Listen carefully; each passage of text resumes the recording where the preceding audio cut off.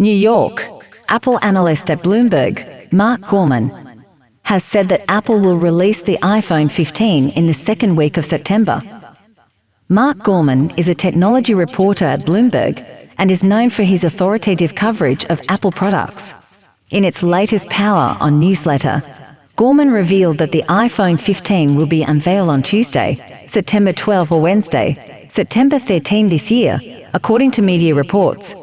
If this is true, consumers will be able to pre-order Apple's new phones possibly a few days later on Friday, September 15, while shipping dates will be another week later, Friday, September 22, he said.